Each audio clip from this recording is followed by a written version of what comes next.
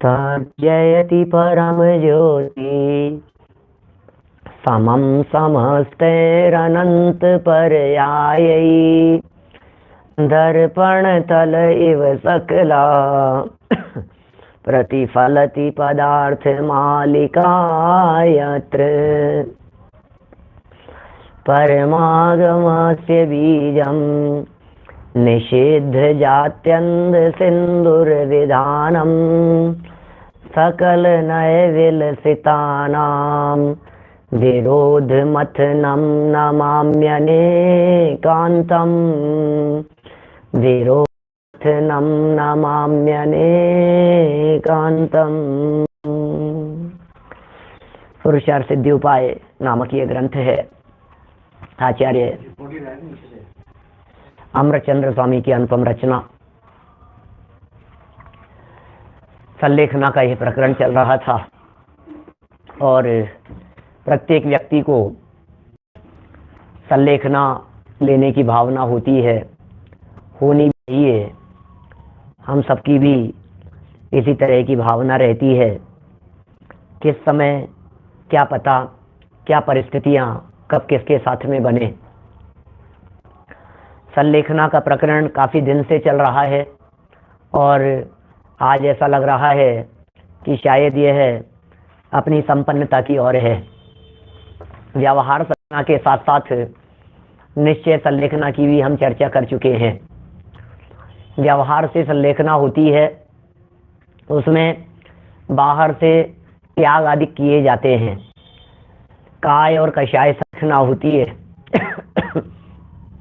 और जो निश्चय संलेखना होती है वो निश्चय से संलेखना में समस्त पदार्थों से दृष्टि हटाकर अपने आत्म स्वरूप का ध्यान किया जाता है। कल हमने जो निश्चय संलेखना की बात की, उस निश्चय में अपने आत्म तत्व को देखने जानने के ही प्रयत्न की चर्चा की थी। जैसा कि यहाँ कहा था कि हे आराधक, तो श्रुत स्कंद का जो सार है, द्वादशांग का जो सार है, एगो में सास दो आधा, एगो में सास दो आधा, मैं ऐसा शाश्वत आत्म तत्व हूँ, तो उस बात का विचार कर, आत्म तत्व का विचार कर, अपने चैतन्य तत्व की अनुभूति का प्रयत्न कर। मैं चैतन्य आत्म तत्व त्रिकाली ध्रुव हूँ, मैं अविनाशी हूँ, मेरा नाश नहीं होता, मेरा विनाश नहीं होता, मुझे किसी भी प्रकार का कोई नुकसान नहीं होता। दुनिया की कोई बीमारी मुझे नुकसान पहुंचाने में समर्थ नहीं है। इस पूरे 3 लोक में कोई ऐसा मेरा शत्रु नहीं है जो मुझे नुकसान पहुंचाने वाला हो।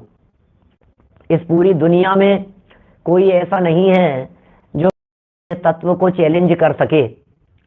शरीर की अवस्थाएं जैसी होनी वैसी होती है। इस तरह अपने आत्म तत्व के अनादि अनंत स्वरूप का विचार करें। मैं अनादि से हूँ, मैं अनंत काल तक रहने वाला हूँ। शरीर विनाशी है, मैं अविनाशी हूँ। ऐसा विचार और चिंतन ज्ञानी जीवों के चित्त में निरंतर चलता है। अपने आप को गुणस्थानातीत देखें, अपने आप को पर्याय मात्र से पार देखें, अपने आप को ऐसा देखें कि मैं तो भिन्न ही तत्व हूँ। जब मैं भिन्न ही तत्व हूँ, जब ही तत्व हूँ, जब मैं देह हूँ ही नहीं, जब मैं शरीर हूँ ही नहीं, जब मैं शरीर से भिन्न ही एक ज्ञायक तत्व हूँ, तो फिर मैं किस बात का विचार कर रहा हूँ, किस बात का चिंतन करूं, किस बात की चिंता करूं, किस बात का विकल्प करूं, किस बात की टेंशन करूं, क्या करूं बतलाइए। कुछ भी करने योग्य नहीं। ये कह रहे हैं मैं बालक नहीं हूं, मैं वृद्ध तरुण नहीं हूं, तो मनोवेदना कैसी, मुझे रोग ही नहीं है, फिर वेदना कैसी। ये संलेखना की चरम स्थिति में पहुंचा हुआ व्यक्ति निरंतर इस बात का विचार करता है। देखिए, अपने राग के कारण देह की वर्तमान स्थिति को देखकर ममत्व भाव भी होता है, राग भाव भी होता है, लेकिन अपने ममत्व भाव को, अपने राग भाव को हमें ही तो कम करना है वाणी के अवलंबन से, इस तत्व ज्ञान के अवलंबन से। ये तत्व ज्ञान कौन से दिन के लिए है? ये तत्व ज्ञान इसी परिस्थिति के लिए तो है, ये तत्व ज्ञान इसी अवसर के लिए तो है।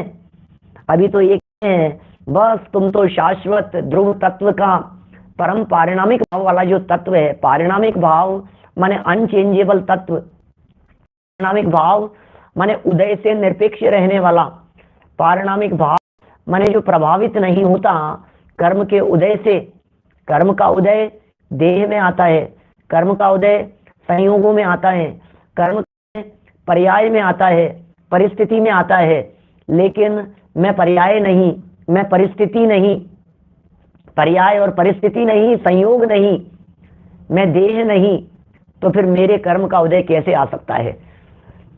इस चिंतन का नाम है पारिणामिक भाव का चिंतन। कर्म के उदय की चिंता नहीं, कर्म के उपशम की चिंता नहीं, परवाह नहीं, कर्म के क्षयोपशम का विकल्प नहीं और कर्म के क्षय का विचार विकल्प नहीं। क्षय करूं, कर्म क्षय होने चाहिए, अरे होंगे जो हो जाएंगे। मुझ में कर्म का उदय भी नहीं होता और मुझ में कर्म का क्षय भी नहीं होता। मैं कौन से उदय की बात करूं और कौन से क्षय की बात करूं? सब खत्म है। विचार नहीं करने योग्य हैं ये सब। खत्म कर दो इन सब चीजों को। ये सारी बातें लगभग इससे मिलती जुलती बातें कल हमने आपके बीच में की है। पेज नंबर 203 पर जहां यह प्रकरण चल रहा है वहां क्या कह रहे हैं देखिए आप। इसी प्रकरण को थोड़ा सा हम आते हैं। 203 नंबर पेज आज संपन्न करने की, फिर कल संलेखना में अहिंसा ये अंतिम प्रकरण बचेगा और फिर प्रकरण का समापन कल कर लेंगे, इस अध्याय का समापन। देखिए, हे महाभाग्य, हो क्या कह रहे हैं, गजब हो गया। हे महाभाग्य, आप सोचो किसे कह रहे हैं ये महाभाग्य? कौन है ये महाभाग्य? जो व्यक्ति अपनी शरीर की अवस्थाओं को देखकर अपने आप को अभागा समझने की कोशिश कर रहा है, जीव ऐसा समझ रहा है कि अरे रे मैं कितना अभागा हूं, मेरी कितनी तबीयत खराब हो है, मेरा चल नहीं रहा है। जो अपने आप को अभागा समझने की कोशिश कर रहा है उसे यहाँ आचार्य देव महाभाग कह रहे हैं। मैं तो सोच सोच करके दंग रह जाता हूँ, ये भाग्यशाली अभागापन हम किससे नापते हैं? और हमारे वीतरा संत, हमारे ज्ञानी धर्मात्मा पुरुष, हमारे विद्वत वर्ग, सम्यक दृष्टि ज्ञानी, वे इन बातों को कहां से पकड़ते हैं? बोलो, सारी दुनिया गालियां देने वाली हो, पूरे शरीर में कुष्ठ रोग हो जाए, सारा शरीर बीमार पड़ जाए, तकलीफें हो जाए, सारे शरीर से दुर्गंध आती हो, नजदीक कोई बैठना पसंद नहीं करता हो, महामारी शरीर के अंदर प्रवेश कर गई हो, रग रग में हार्ट की परेशानी हो गई, क्या कहो आत्मा की परेशानी हो गई, ये आपके किडनी की परेशानी हो गई, ब्लड कैंसर हो गया, ये कैंसर हो गया, लंग्स कैंसर हो गया, न मालूम क्या क्या ये सारे रोग एक साथ आकर के घेर लेवे। उसके बावजूद भी संलेखना की भावना बाने वाले व्यक्ति के लिए कह रहे हैं, अरे तू अभागा नहीं है, तू महाभाग्यशाली है। चलो, क्या क्या दृष्टि है यार। मैं तो सोचता हूं तो मुझे ऐसे लगता है भाग्यशाली कह रहे हैं जो जिनवाणी सुन रहा है। किसे भाग्यशाली कह रहे हैं? जो अपने आप को देह नहीं आत्मा अनुभव, जो अपने आप को आत्मा अनुभव कर रहा है उसे भाग्यशाली। भाग्यशालीपन की निशानी है अपने आप को आत्मा माने, और अभागा वो है जो अपने आप को आत्मा स्वीकार नहीं करे, वो अभागा है। मिथ्या दृष्टि अभागा है, सम्यक दृष्टि भाग्यवान है। भाग्य किसे कहते हैं? सद्भाग्य किसे कहते हैं? अरे भाग्य उसे कहते हैं जिसका फ्यूचर खुल गया, भाग्य उसे कहते हैं जिसकी लॉटरी लग गई, भाग्य उसे कहते हैं जिसका फ्यूचर बेटर है, उसे भाग्यशाली कहते हैं ना। अरे देखना वाले का फ्यूचर इतना ब्राइट है कि थोड़े दिनों में ये सिद्धों के बगल में जाकर बैठने वाला है, महावीर भगवान के लेवल में जाकर के बैठेगा, इसलिए कह रहे हैं महाभागवान। मिथ्या दृष्टि अभागा है, कितना भी बाहर बनने का उदय हो, कितनी भी अनुकूलताएं हो उस मिथ्या दृष्टि के जीवन में, बाहरी अनुकूल कर लेगी उसे, बाहरी अनुकूलताएं उसे वर्तमान की अनुकूलताएं ले जाएगी अपने गोद में मिथ्यात्व के साथ में। देह के प्रति जिसकी तन्मयता टूट गई उसे भाग्यशाली कह रहे हैं, खुल गई है उसकी किस्मत, सारी दुनिया उसे अभागा कह रही है, अरे ये कितना अभागा है, अरे ये कितना भाग्यहीन है, ये कितना, अरे तो तुम्हारे सर्टिफिकेट की जरूरत नहीं है। दुनिया कह रही है अभागा है, अभागा है, हमें तुम्हारे सर्टिफिकेट की जरूरत नहीं है, हमें टोडरमल जी का सर्टिफिकेट मिल रहा है, हे भाग्यवान। हमें अमृत चंद्राचार्य का सर्टिफिकेट मिल रहा है, हे भाग्यवान। हमें कुंद कुंद जैसे आचार्य कह रहे हैं, हे भाग्यवान तू भाग्यशाली है। बोलो अब हमें किस की जरूरत है, हमें किसका चाहिए सर्टिफिकेट? 4 आदमियों ने, आस पड़ोस वालों ने आकर के कह दिया कि तुम कितने अभागे हो, हमें तुम सर्टिफिकेट चाहिए, हमें तुम लोगों का किसका सर्टिफिकेट चाहिए? किसकी सुने हम? बहू ने कुछ कह दिया और सास ने कुछ कह दिया, देवरानी ने कुछ कह दिया और जिठानी ने कुछ कह दिया, इधर उधर की बात से सुन ली, कर ली हमने, और हमने कह दिया, समझ ही लिया, अपने आप को अभागा समझ गए। अनंत गुणों का खजाना, अंदर गुणों का गोडाउन, ज्ञान का शक्तियों का संग्रहालय, अनंत गुणों का निधान, देह रूपी देह में बना बनाया भगवान अंदर में बैठा हुआ है। ये अंदर में बैठा हुआ काहे भये नादान, काहे भये कंगाल है? क्यों क्यों कंगाल हुआ है? काहे कंगाली की बात करता है? दरिद्रता की बात मत कर, सम्मान की बात कर, गौरव की बात कर, अपने आप को भाग्यशाली देख। हे भाग्यवान शब्द दे, हे भाग्यवान। मैंने कुछ नहीं पढ़ा अभी सिर्फ संबोधन पढ़ा है मैंने। ये संबोधन किसके लिए है? ये संबोधन आप जैसे लोगों के लिए, आप जैसे हम जैसे लोगों के लिए है ये संबोधन। अरे इस बात की परवाह मत करना। देखो कदाचित कोई व्यक्ति ऐसा समझे कि पंडित जी नरक आयु बन गई हो, अधोगति बन गई हो, तो फिर संलेखना के परिणाम नहीं आते हैं ना? कि हाँ हाँ है, ऐसा भी कथन है जनवाणी में, बिल्कुल कथन है। क्या जनवाणी में इस प्रकार के भी कथन है कि ये जिस जीव की नरक तिर्यंच आयु बंध गई होती है, उस जीव को संलेखना लेने का भाव नहीं आता है। लेकिन यदि कोई जीव संलेखना नहीं लेता हुआ दिखाई दिया है, नहीं ले पाया है, तो इसका अर्थ ये नहीं समझ लेना चाहिए कि वो नरक तिर्यंच में जाने वाला है। बात में फर्क है थोड़ा सा, समझना बात क्या है। मैं वापस बोलता हूं, देखिए मैंने क्या वाक्य कहा है। जिस जीव की नरक और तिर्यंच आयु बंध गई हो, जिस भी जीव की, उसे संयम के भाव नहीं आते, बिल्कुल संयम के भाव नहीं आते। नरक तिर्यंच आयु बंध गई, उसे संयम के भाव कैसे आएंगे? लेकिन अब उल्टा लगाओ, किसी जीव को संलेखना पूर्वक मरण नहीं हो पाया, क्या मौका नहीं मिला बाहरी संलेखना का, व्यवहार संलेखना का, इसका मतलब वो जीव नरक तिर्यंच में जाएगा ऐसा नहीं है ना? क्या? क्योंकि देवगति में जाने वाले तो साधारण लोग भी हो जाते हैं।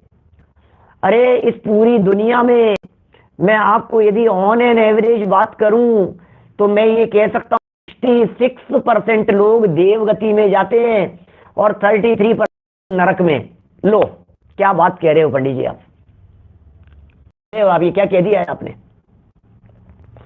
अपने आप की यदि अपन बात करें, प्रत्येक जीव की यदि हम बात करें, इस दुनिया में रहने वाले लोगों की, हर जीव की यदि हम बात करें, जो जीव एकेंद्रीय पर्याय से निकलकर त्रस पर्याय में आ गया है, सादिक 2000 सागर का काल कहा है उसका जनवाणी में, त्रस पर्याय में आ गया, सादिक 2000 सागर का काल कहा है। अब वो 2000 सागर के 2/3 हिस्सा तो देव में बिताएगा, देवगति, 1/3 हिस्सा नरक में बीतेगा। तो 40 सागर, 1260, 40 नहीं 1260 सागर तो देवगति में बीतेंगे और 740 सागर क्या ये अधोगति में, नरक में। तो 1260 उधर और 740 इधर नरक में। पृथ्वी की बात कर रहा हूं, यदि 2000 सागर पूरे करेगा तो 2000 सागर पूरे होंगे। इसका मतलब क्या निकला सोचो आप जरा। इसका सीधा सीधा सा मतलब यह निकला कि किसी भी जीव के त्रस पर्याय में, देव पर्याय में रहने का काल लगभग दुगना जैसा होता है, ये समझ लो आप। तो इसका मतलब अब ये जो हाथी कुत्ता बिल्ली आदि है ये भी मर के देवगति में चले जाते हैं। कौन सी बड़ी बात हो गई? हाथी घोड़ा है, कुत्ता बिल्ली है, मर करके देवगति में चले जाते हैं। बंदर है, बकरी है, भेड़ है, मनुष्य गति के जीव, हिंदू है, मुसलमान है, जैन है, अजैन है, सब मर करके चले जाते हैं देवगति में। तो कोई बहुत नहीं है कोई देवगति के अंदर चले जाना। और आपने तुरंत कह दिया देखो इनका तो सल्लेखना मरण नहीं हुआ, इनका तो इन्होंने समाधि नहीं ली, ये तो नरक में। अरे नहीं है, ऐसा नहीं है भाई, ऐसा नहीं। फिर दूसरी बात ये भी तो है, परिस्थितियां कब किसके साथ में कैसी हो और वो क्या ले पाए। बोलो अंत समय इतना कम मिला कि जिस कम समय में वे कर ही नहीं पाए कुछ। अंत समय में सिर्फ त्याग तो नहीं कर पाए, और त्याग भी कर लिए हों तो किसे लगता है भाई साहब अंदर में हम आप जैसे लोग जो रोजाना इस तत्व ज्ञान को पी रहे हैं, जी रहे हैं, इस तत्व ज्ञान में जी रहे हैं, इस आराधना में जी रहे हैं, और दुर्घटना में यदि मरण भी हो जाए तो क्या सल्लेखना मरण नहीं होगा हमारा? हमारी इतनी तैयारी है कि हमारा अभी यदि मरण हो जाए तो सल्लेखना मरण है। अब बैठे यदि एकदम सांस रुक जाए, अटैक आ जाए, साइलेंट अटैक है, और बैठे बैठे अभी यदि डेथ हो जाए, एकदम सांस बढ़ने लग जाए, त्रिकाली ध्रुव याद आते ही सल्लेखना हो जाती है। ये सल्लेखना की कह रहे हैं।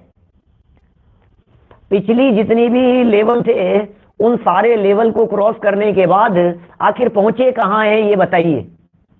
बोलो। आपने भोजन त्याग कराया, आपने 5 अणुव्रतों की बात की है, फिर 3 गुणव्रतों की बात की, फिर 4 शिक्षा व्रतों की बात की। क्या क्या हो गया? 5 अणुव्रत, 3 गुणव्रत, 4 शिक्षा व्रत। व्रती हो गए। अच्छा, अब इस व्रती होने के बाद में बोले अब सल्लेखना की बात आ गई। फिर आपने क्या किया? धीरे धीरे सल्लेखना ले ली मैक्सिमम लिमिट हो गई 12 साल तक की, 12 साल तक की लिमिट हो गई। अच्छा, अब जीवन बढ़ता चला गया, हमने घर छोड़ दिया, परिवार वालों से क्षमा मांग ली, यही तो विचार थे ना सब। परिवार वालों को छोड़ दिया, हम पहुंच गए हस्तिनापुर, पहुंच गए वहां पहुंच गए हैं, देवलाली पहुंच गए, द्रोणगिरी पहुंच गए, जहां जो भी आप नाम लो, शिखर पहुंच गए हैं, कुंडलपुर पहुंच गए, 5 तीर्थ क्षेत्र पे पहुंच गए, हम अयोध्या पहुंच गए, जन्म नगरी पहुंच गए। तो अच्छा वहां पहुंच गए, फिर क्या किया भाई साहब? चलने लगी रूटीन लाइफ, ज्ञानियों के सानिध्य में चलने लगी, लाइफ चलने लगी। फिर क्या? अभी सल्लेखना में फिर क्या हुआ लास्ट में? बोले ये सब होते होते फिर जब तबीयत ज्यादा खराब हो गई, ऐसा हो गया, फिर अन्न का त्याग करा दिया और जूस पर ले आए। फिर जूस का त्याग करा करके मट्ठा वगैरह पर ले आए, छाछ, फिर ला करके दूध पानी वगैरह सब पानी पर ले आए, फिर पानी ला करके पानी छोड़ा, यही कराया ना आपने। फिर भी इतना सब कुछ होने के बावजूद भी अभी अन्न में कहां ला करके आ रहे हैं? एगो में सास दो आधा, यहां लेकर के आए। आखिर फाइनल सल्लेखना का क्लाइमेक्स, सल्लेखना का फाइनल डेस्टिनेशन, सल्लेखना पूर्वक पहुंचना कहां है? कौन सी जगह पर पहुंचना है? एगो में सास दो आधा, क्रम क्रम से त्याग कराते हुए, मोह छुड़ाते हुए, ममत्व छुड़ाते हुए आखिर कौन सी जगह पर पहुंचाया है? एगो में सास दो आधा। अब दुर्घटना में हम लोग जितने लोग सुन रहे हैं, हम सब लोग ये संकल्प लेवे इस तरह का, अचानक किसी भी तरह की कोई भी परिस्थिति साथ में बन जाए, दुर्घटना की परिस्थिति हमारे साथ में बन जाए, एगो में सास दो आधा को याद करना है ऐसी परिस्थिति में, बस तुरंत। अब प्राण निकले तो निकल जाए, कोई बात नहीं, प्राण मैं नहीं हूं। प्राण छूट जाए तो छूट जाए, मेरे में प्राण, मैं अपने जीवत्व प्राण से जीता हूं, मैं अपने चैतन्य प्राण से जीता हूं, मैं ज्ञान दर्शन सुखवीर प्राण से जीता हूं, चैतन्य सुख सत्ता अवबोध भाव प्राणों से मैं जीता हूं। मेरे प्राण अलग तरह के हैं। ये 10 प्राण, न मैं इनसे जीता था, न मैं इनसे जीता हूं, न मैं इनसे जीऊंगा। ये तुरंत मुझे विचार करना है, तुरंत। ये सुनाने के लिए संजीव गोदा नहीं आएंगे, और संजीव गोदा को सुनाने के लिए कोई दूसरे नहीं आएंगे। ये मुझे करना है, ये आपको करना है, ये हर व्यक्ति को करना है। मैं शाश्वत आत्मा हूं, मैं शाश्वत आत्मा हूं। इंस्टेंट डिसीजन लेना है। बोलो, अब मैं आपसे पूछता हूं, आपने इंस्टेंट डिसीजन लिया और एगो में सास दो आधा पर पहुंच गए तुरंत, और जीवन पूरा हो गया, बोलो संलेखना हुई कि नहीं हुई? अभी संलेखना की विधि पूर्वक पहुंचना कौन सी जगह पर था? आप अंत समय में उसी जगह पर पहुंच गए ना। क्या आप धीरे धीरे धीरे धीरे धीरे धीरे करके कहां पहुंचने वाले थे? मैं शाश्वत आत्म तत्व हूं, बस इसके अलावा दूसरा कोई विकल्प नहीं, इसी जगह पर तो पहुंचने वाले थे। सबसे मोह छुड़ाकर परिवार मित्र जन से मैं मोह को छोड़, यही तो है ना विधि, यही तो पहुंच रहे हो ना। त्यागू आहार ये भी तो यही है ना। मैंने जोड़ दिया, सब ले लिया नियम उसी समय। ये पीछे कही थी आपको बात, पीछे ये बात कही थी, आपकी ऐसी परिस्थितियां हो जाने पर सुनो, विधि ऐसे समय में विधि का तो क्या हो सकता है? विधि तो जीवन रहते हुए चलेगी ना। जब आपके पास में आयु कर्म का डीजल पेट्रोल शेष नहीं है तो आप विधि की बात कैसे कर सकते हैं? विधि की बात तो हम कर रहे हैं आज बैठ करके, विधि की बात तो हम कर रहे हैं, लेकिन रोड क्रॉस करते हुए मुझे किसी बस ने उड़ा दिया, मुझे किसी गाड़ी ने तेज स्पीड में आकर के उड़ा दिया, तो मुझे तो मौका ही नहीं मिला ना उस विधि का, बाहरी विधि का। मैं तो तड़फड़ा रहा हूं ना ऐसे समय में। उस तड़पते समय में क्या करेंगे? ये बात कही थी बीच में मैंने, ये पॉइंट में दोबारा उठा रहा हूं, लेकिन ये बात मैं पीछे कह चुका हूं, पहले ये चर्चा कर चुका हूं। तुरंत क्या काम किया जाना चाहिए? देखिए अब वो समझा रहे हैं, हे महाभगवान तू बहुत भाग्यशाली है, क्योंकि देह से भिन्न आत्मा का विकल्प जिसे आ जाता है हम उसे भाग्यशाली कहते हैं। भाग्यशाली किसे कहते हैं? जिसके आगे पीछे नौकर चाकर दौड़ रहे हो उसे भाग्यशाली नहीं कहते हैं क्या? जिसके आगे पीछे गाड़ियां दौड़ रही हो उसे भाग्यशाली नहीं कहते हैं क्या?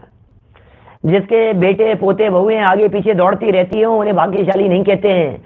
हाँ, लेकिन जिसे जिनवाणी सुनने का अवसर मिले, जिसे तत्व ज्ञान मिले, जिसे मैं आत्मा हूं ये भेद विज्ञान की चर्चा मिले, उसे भाग्यशाली कहते हैं। भाग्यशाली नहीं, महाभाग्यशाली कह रहे। भाग्य के पहले महा और लगा दिया यहां तो टोटल। शब्द देखो आप, कितने करुणा भरे शब्द होते हैं यहाँ। ये कहते हैं हे महाभागवान, भागवान। विकल्प क्या आ रहा है आपको, उससे डिसीजन होगा ना आपको जाना कहाँ है। किसी भी व्यक्ति का विकल्प इस बात को बताता है कि ये व्यक्ति कहाँ जाएगा। बोलो क्या करें? किसी भी व्यक्ति का विकल्प, मैं यहां से स्टेशन जा रहा हूं और स्टेशन जाकर के मैंने टिकट खरीदा कि ऑनलाइन बुकिंग कराई, तो मेरे को विकल्प ये आ रहा था कि मैं यहां से शिखर जी चला जाऊं। तो विकल्प आया तो कहां जाऊंगा बताओ? तो शिखर जी का विकल्प आ रहा है तो शिखर जी जाएगा है? मुझे ये विकल्प आया कि मैं बंबई चला जाता हूं तो फिर बंबई का टिकट कराएगा। नहीं, मुझे विकल्प आया कि नहीं बेंगलोर जाना है, बेंगलोर चले जाते हैं। विकल्प कैसा आएगा बताइए? क्या कैसा विकल्प आया? आपको जहां जाएंगे उसके पहले उस संबंधी विकल्प आएंगे ना। तो बोले जांचने वाला व्यक्ति, परखने वाला व्यक्ति तुरंत इस बात से परख लेगा कि इसे अंतिम समय में विकल्प क्या आ रहे थे। बोलो, अंतिम समय में विकल्प क्या आ रहे थे? अंतिम समय में विकल्प आ रहे थे देह, शरीर। मर नहीं जाऊं, बचा लो, मैं मरना नहीं चाहता। कि तू चिंता मत कर, तू मरेगा नहीं। ऐसी देह मिलेगी जहां देह देह देह देह मिलती रहेगी, ऐसी अवस्था पहुंचेगी। पता लग गया? अंत समय में याद आ गया आत्मा, शरीर नहीं। बोले चिंता मत करो, आपको ऐसी अवस्थाएं मिलने वाली है जहां से आप पहुंच जाएंगे जहां आपका आत्मा ही खाली रह जाएगा, शरीर ही नहीं मिलेगा। एक आध दो भाव और बस वाया होते हुए जाना है आपको, सिद्धालय में जाकर के पहुंच जाओगे। ये स्थिति होने वाली है। बातें बहुत तरह की बातें हैं।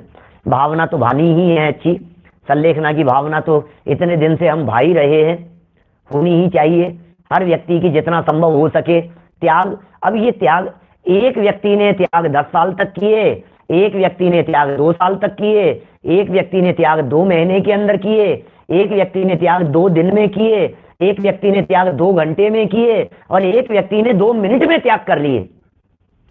समझ में आ रही है बात? ऋषभ देव ने मुक्ति प्राप्त की, कितना समय लगा साहब? बोलो, दीक्षा लेने के बाद 1 लाख पूर्व लग गया, 1000 वर्ष लग गए उनको। 83 लाख पूर्व की अवस्था में दीक्षा ली थी ना, 1000 वर्ष बाद में केवल ज्ञान की प्राप्ति हुई उन्हें, 1000 वर्ष लग गए। बाहुबली स्वामी को बोले वही काम करने में 12 महीने लग गए। 1000 वर्ष ऋषभ देव को, बाहुबली को बोले बाहुबली को समय लगा 12 महीने, और भरत जी को बोले भरत जी को अंतर्मूर्त। तो बोले यार हमें कौन सा फॉलो करना चाहिए, अंतर्मूर्त वाला के 12 महीने वाला के हमारे को 1000 वर्ष वाला?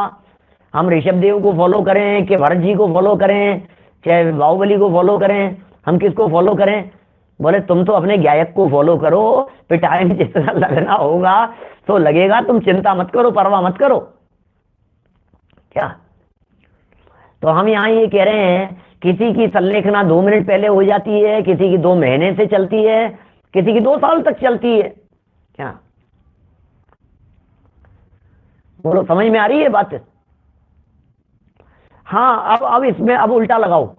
अब किसी व्यक्ति को कोई त्याग कराने के लिए बैठे हैं, कोई साधर्मी व्यक्ति बैठे हुए हैं, अब फिर अपने को भी पता नहीं लगता, तब भी हम त्याग कराने के लिए बैठे हुए हैं, हमने कहा और उनकी गर्दन हिली नहीं करना, त्याग नहीं करना, तो फिर शायद हो सकता है उनकी अधोगति जैसी दिख रही हो सकता है कोई त्याग करने के लिए कह रहा हो, समझा रहा हो, संबोधन कर रहा हो और वो मना कर रहे हैं, तो फिर हो सकता है पता नहीं क्या परिस्थिति बनेगी, कुछ भी हो सकता है भाई। इसलिए हमने बात कही थी, पहले भी हमने ये बात कही है, कितने दिन से चल रहा है अपना ये प्रकरण मुझे आइडिया नहीं है, लेकिन 10-5 दिन तो हो गए होंगे, शायद 5-10 दिन, 5-7-8 दिन जो भी हुए होंगे। तो मेरा तो ये कहना है, पर्सन टू पर्सन निर्भर करता है, व्यक्तिगत चीज है ये, आप स्वयं निर्णय करें, अपनी परिस्थिति देख करके निर्णय करें। यहाँ जो समझा रहे हैं हम उस चीज को देखते हैं, हम तो इस चिंतन को देखते जाएं। अरे जब परिस्थितियां होगी ना तो फिर पूछा नहीं जाएगा, तो फिर मैं क्या करूं, तो फिर मुझे क्या करना है, परिस्थितियां अपने आप निर्णय करा देती हैं। मैं ये करूं कि ये करूं, ऐसा करूं कि वैसा करूं, फिर होनहार भी कोई चीज है क्या? क्या किसका क्या बिगाड़ लोगे आप? आयु बन गई, आप क्या कर लोगे? क्या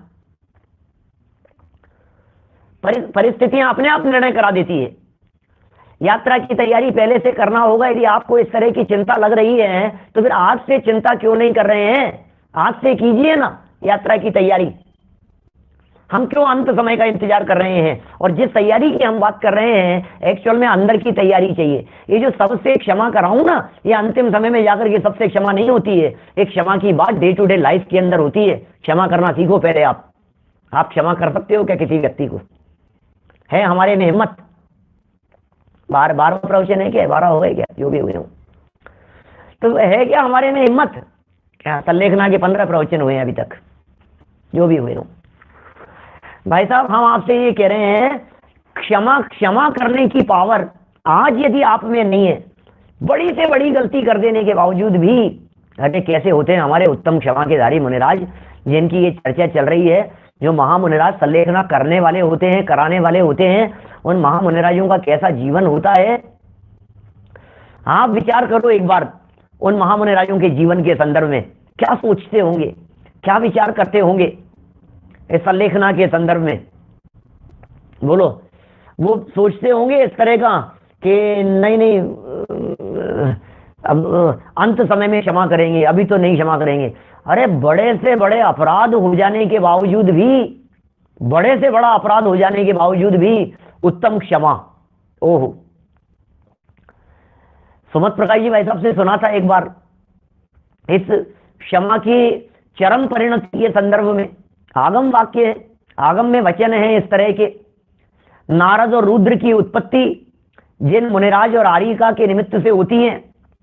सोचो आप, वो भावलिंगी संत 6ठे 7वें गुणस्थान की भूमिका वाले, और उसके बावजूद एकदम गुणस्थान गिरा, झटके से गुणस्थान गिरा, परिणति बदल गई है। और वो भोग का काल स्थिति, आरिका के गर्भ धारण, और उसके पश्चात भी अब ये आचार्य देव पुनर्दीक्षित कर देते हैं, पुनः परिणाम बदल गया, कोई बात नहीं, ग्लानि का भाव मत लाओ, खेद खिन्नता का भाव मत लाओ, क्षमा, ये क्या कैसी क्षमा है बोलो, और उसी भाव से मोक्ष चले जाते हैं ये मुनिराज।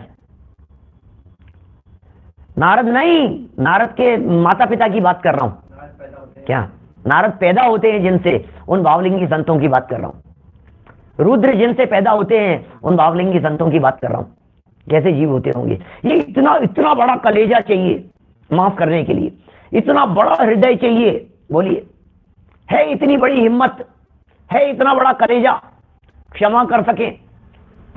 अरे हत्या कर दी हो जिसने हमारे सगे भाई की, हमारे पुत्र की, हमारे पिता की, हमारी पत्नी की, हमारे हस्बैंड की, बोलो, हत्या कर दी हो, हत्यारा हो, हमारी आंखों के सामने उसने हत्या की हो और आपकी आंखों के सामने आ जाए, उसे क्षमा करने की हिम्मत हो सकती है आप में? उस हिम्मत की बात कर रहे हैं। इतनी क्षमा डेवलप करो पहले। अपने कर्म सिवाय जीव को कोई न सुख दुख देता कुछ भी। अरे आयु ही इतनी थी, क्या कर सकते हैं? अरे मेरी आयु ही इतनी थी, कौन क्या करे? क्षमा करने का भाव। टोडरमल जी से सीखो क्षमा करने का भाव।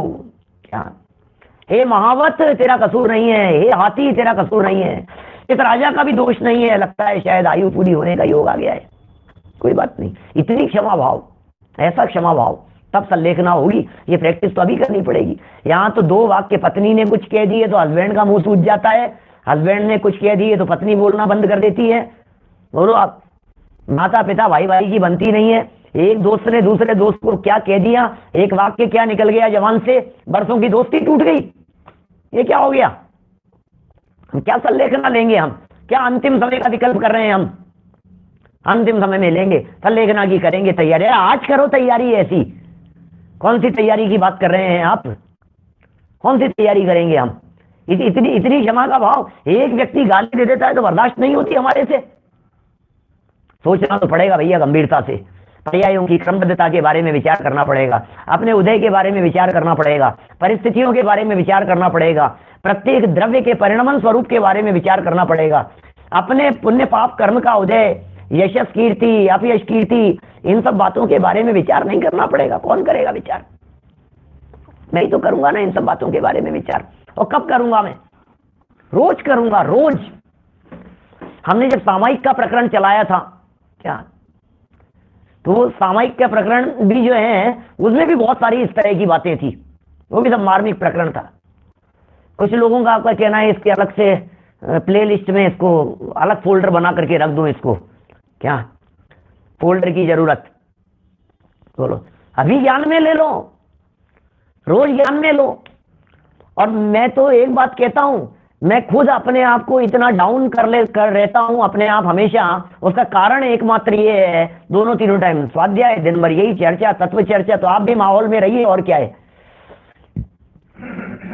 नागदमनी है ये, नागदमनी। एक दिन कब मैंने प्रसंग सुनाया था, नागदमनी की चर्चा की थी ना एक बार मैंने, उसमें की थी मैंने, बताता हूं आपको, देखो कब की थी।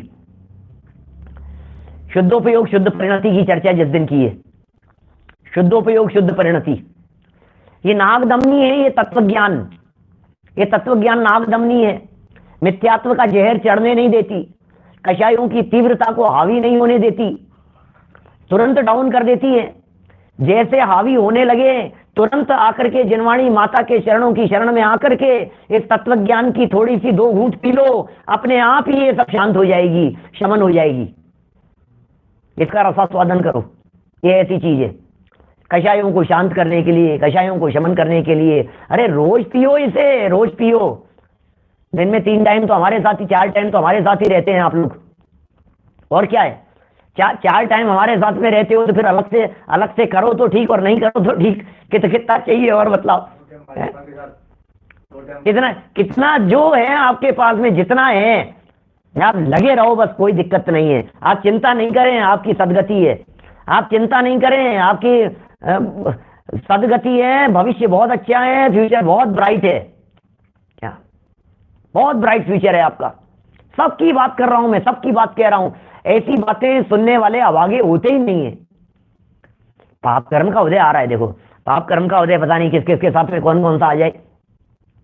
पाप कर्म का उदय आ जाए, अभी कल मैं टेस्ट कराऊं और कैंसर आ जाए, अब आ जाए तो आ जाए, किडनी फेल हो जाए तो हो जाए, अभी तो हार्ट की प्रॉब्लम हो जाए तो हो जाए। अब किसी का भी कुछ भी हो सकता है, उससे कोई फर्क नहीं पड़ता है, क्योंकि यहां कुछ और चीज सिखा रहे हैं।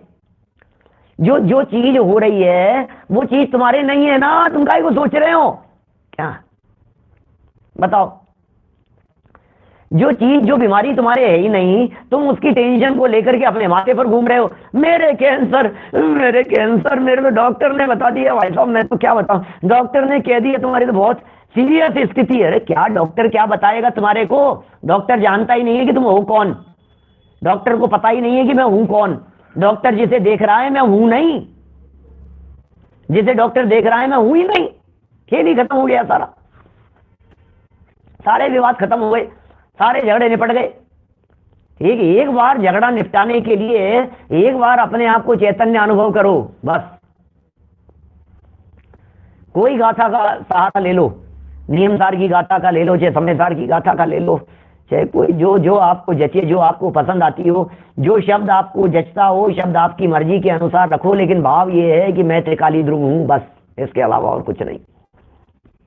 मैं त्रिकाली ध्रुव हूं, ये सिखा रहे हैं। हे भाग्यवान, मेरा मन है था इसको पूरा करने का है, कर दूंगा, अभी भी 10 मिनट है, पता नहीं हे भाग्यवान अटक गया है? अच्छा टाइम हो गया क्या? हाँ हाँ हाँ, मैं टाइम हो गया, मैं 5-7 मिनट का आज थोड़ा सा ये चक्कर पड़ गया था, थोड़ा सेटिंग का। कोई बात नहीं, 2-4 मिनट और, हाँ 2-4 मिनट। देखो बात तो ये तो 3 लाइन तो पढ़ देता हूँ मैं, फिर कल करेंगे पूरा, कोई बात नहीं। अपने क्या है, अपन तो ये भी तो समझते हैं ना, अपन अपने चाहने से नहीं होता कुछ भी, अपने विकल्पों से नहीं होता। हम तो सोच करके बैठे थे कि पूरा कर लेंगे, हम तो सोच करके बैठे थे कि पूरा हो जाएगा। होना हो तो होना, मेरे विकल्पों से क्या होगा, मैं क्या करूं? बोलो। हे भाग्यवान, हे भाग्यशालियों, सद्भाग्य है सबका, आपका भी और मेरा भी, हम सब एक ही हैं। क्या कह रहे हैं? हे भाग्यवान, इस तुच्छ से शारीरिक दुख से, इस तुच्छ से शारीरिक दुख से कायर होकर, कायर, डरे मत, डरपोक मत बन। इस शारीरिक दुख से क्या डर रहा है तू? तुच्छ है ये सब, शरीर का दुख। अरे कितनी देर का, मैं आपसे पूछता हूं, कैंसर हो जाएगा तो कितने दिन का? कि साहब 2 साल का, 5 साल का, 15 साल से कैंसर है साहब, इलाज चल रहा है साहब, डायलिसिस होता रहता है, ये होता रहता है, पता नहीं क्या क्या, मैं तो समझता भी नहीं हूँ। जो भी है, थेरेपी लगती रहती है, कीमो चलते रहते हैं, ये होता रहता है। 3 साल हो गए साहब, 4 साल निपटा दिए, 4 साल अनादि अनंत में 4 साल का कैंसर। अरे मिथ्यात्व का कैंसर चल रहा है, वो देख, मिथ्यात्व के कैंसर को क्यों नहीं देख रहा है?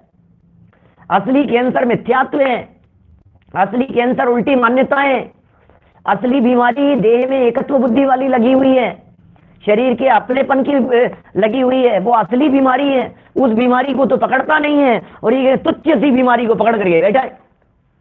सुनो, किसी व्यक्ति के कैंसर लास्ट स्टेज पर हो, मान लो, और लास्ट स्टेज पर कैंसर चल रहा था, तबीयत थोड़ी सी ठीक ठीक दिखती थी, थोड़ा बहुत काम नाम कर लेते थे, घूमते फिरते थे, अचानक 1-2 छींकें आ गई तो बहुत टेंशन करने लग गए। काहे की टेंशन कर रहे हो? नहीं छींक आ गई थोड़ी सी, अरे मेरे तो छींक आ गई, अरे मेरे तो छींक, अरे तेरे तो कैंसर है, तू वो तो देख नहीं रहा है, तू कैंसर का तो उपचार कर नहीं रहा है, तुझे छींक की परवाह लग रही है। ये जो महा तकलीफ बैठी हुई थी, वो महा तकलीफ तो देखी नहीं। हार्ट में ब्लॉकेज है, चार उसमें नसों में 90%, 95%, 98% ब्लॉकेज है। अब उन ब्लॉकेज की तो परवाह नहीं करे, उसकी तो चिंता नहीं करे, और ये गया नाक बह रहा है, थोड़ा सा जुकाम सी हो गई है, मेरे पागल हो गया है तो तेरा दिमाग ठिकाने है तेरा? इस तुच्छ सी बीमारी को पकड़ करके बैठा है, नाक से 2 बूंद पानी क्या निकलने लग गया तो इस बीमारी को पकड़ करके बैठा है, तो इस बीमारी को पकड़ करके बैठा है कि यार सर में से बाल झड़ रहे हैं। मूर्ख है, बुद्धिहीन है, मंद बुद्धि है, इस बीमारी को पकड़ करके बैठा है। ये सर के बाल झड़ गए, दांत हल्का सा हिलने लग गया, हल्का सा दाढ़ में दर्द हो गया, हल्का सा नाखून ज्यादा कट गया। नाखून काटते हैं ना, नाखून काटते समय थोड़ा सा ज्यादा कट गया, अब उसे लेकर के रो रहा है। और शरीर में बीमारी कौन सी लगी हुई है? टीबी की बीमारी हो गई है?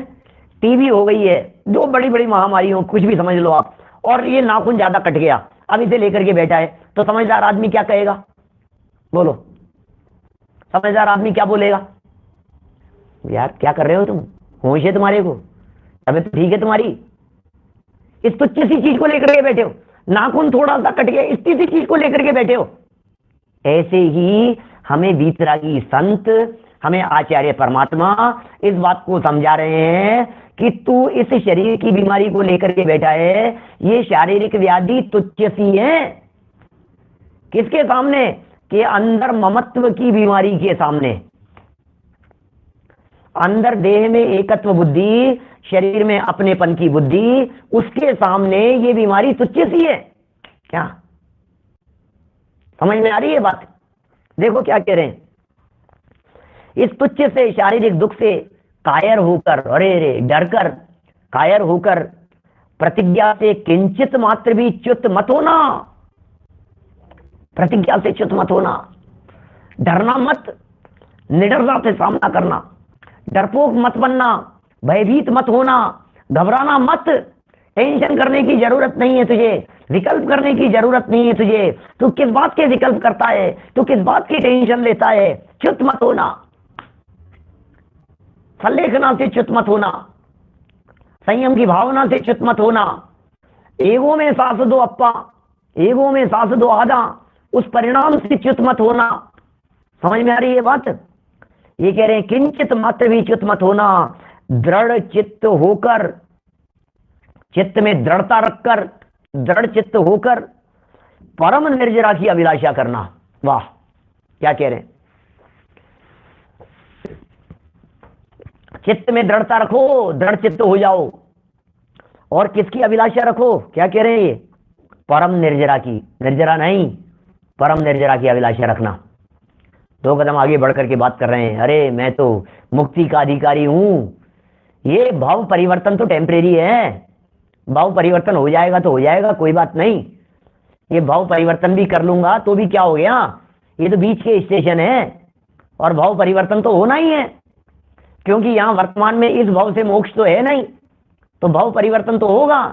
अब भाव परिवर्तन होगा तो बीच में कई स्टेशन मिलेंगे, बीच में देव आयु का स्टेशन मिल गया, कहीं और मिल गया, पूर्व की आयु यदि कदाचित पाप कर्म के परिणामों में पूर्व में यदि बांध ली हो, तिर्यंच आयु की बांध ली हो, कोई बांध ली हो, तो कोई बात नहीं, मिल जाएंगे दूसरे स्टेशन। फाइनल डेस्टिनेशन मेरा कौन सा है? बोले फाइनल डेस्टिनेशन है मेरा सिद्ध दशा। अब ये निर्णय कर लिया मैंने, मेरी सीट तो सिद्धालय में है, तो जब मेरी सीट सिद्धालय में है तो फिर मैं क्या करूं? वर्तमान परिणामों से च्युत होना योग्य नहीं है। तो इस तरह से हमें बहुत भाग्यशाली कहते हुए हमें दृढ़ता प्रदान करने के लिए ये बहुत सुंदर प्रेरणादायी वचन यहाँ इन पंक्तियों के अंदर प्रस्तुत किए गए हैं। आगे इन्होंने और भी कई धीर वीर लोगों के उदाहरण प्रस्तुत किए हैं। आज तो मैंने प्रवचन का हेडिंग भी उदाहरण दे दिया था, हेडिंग बदलना होगा, कल करेंगे उन उदाहरणों की चर्चा, कल करेंगे इस संलेखना की चर्चा को पूरा। आज की चर्चा को मैं यहीं इसी भावना से विराम दे रहा हूं कि भैया जो भी हो आप दृढ़ रहें, जो भी हो आप निश्चिंत रहें, क्योंकि चिंता जिसे हो रही है मैं वो भी नहीं हूं, इसलिए निश्चिंत तत्व अंदर में विराजमान है, उसके अवलंबन से हम सभी की परम समाधि हो। इसी मंगल भावना से बात को यहीं विराम देता हूं। निज निधि निज में बताई, यह अनंत उपकार है, उसके लिए जिन वाणी माँ को वंदना शत बार है, वंदना शत बार है। 9 बार नमोकार मंत्र पूर्वक पंच परमेष्टि।